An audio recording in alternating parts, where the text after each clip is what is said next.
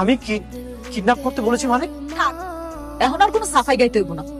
আপনি আমার অনেক উপকার করছেন, আপনার উপকার আমার দরকার নেই। আমি যদি মইরা যাই না, তাও আমার কোনো উপকার করতে আসে। তুমি আমাকে বিশ্বাস না করে এই বেঈমানটাকে বিশ্বাস করছো? আমি করলাম, আমি ওনার কথা বিশ্বাস করলাম, কারণ উনি বেঈমান হইলো আপনার থেকে অনেক ভালো আছে। আপনি যে কি সেটা আমার হাড়ে হাড়ে টের পাইতেছে। সত্যি অকৃতজ্ঞদের বিপদে কখনো আসতে নেই। আমি জানতাম এইখানে আসলে তুমি আমাকে অপমান করবে, এই জন্য আমি আসতে চাই, কিন্তু বৃষ্টি আমাকে আসতে বলছে। ঠিক আছে, তোমার যা মন চায় তুমি করো।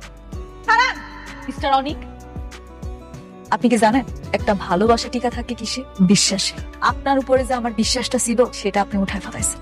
এখন আমাকে দুইজনের মাঝখানে রয়েছে প্রতিশোধের আগুন। আপনি প্রতিশোধের খেলাটা শুরু করছেন না, এই খেলাটা শেষ করবো আমিও দেখবো আপনি কত দূর খেলতে পারেন। আমার পেটের সন্তানটা নষ্ট করার জন্য আপনি আমার কিডন্যাপ করে নিয়ে আসছেন।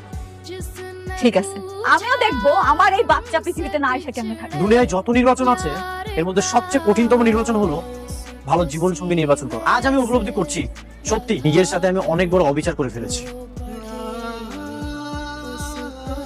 রোশন ভাবি, আপনার জীবনটা কিন্তু এখন রিস্কের মধ্যে আছে, কারণ অনিকের সব থেকে পথের কাটাটা হচ্ছে এখন আপনি বর্তমান। কিন্তু কেন? আমি ওর কি ক্ষতি করছি? বুঝতেছেন না, ও আপনার সন্তানকে অস্বীকার করে, তার জন্য আপনি কত কিছু করলেন।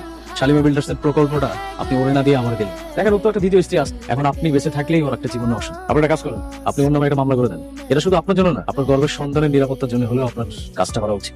না না না, এইসব কেস মামলা আমার একদম ভালো লাগে না। আমি ওগুলোতে জড়াইতে চাই। আপনি শুধু আমার উপর আস্থা রাখেন। আপনি আপনার পেটের সন্তানটা নিরাপত্তা চান না? হ্যাঁ, আমি চাই। আপনার পেটের সন্তানের নিরাপত্তার জন্য হলেও একটা মামলা করবেন। যখন মামলা করবেন তখন আর কোনো কিছু করার সময় পাবেন। শুনেন, আপনার কিচ্ছু করতে হবে না, আপনি শুধু আপনার জবানবন্দিটা ঠিকঠাক দিবেন, বাকিটা আমি করতেছি।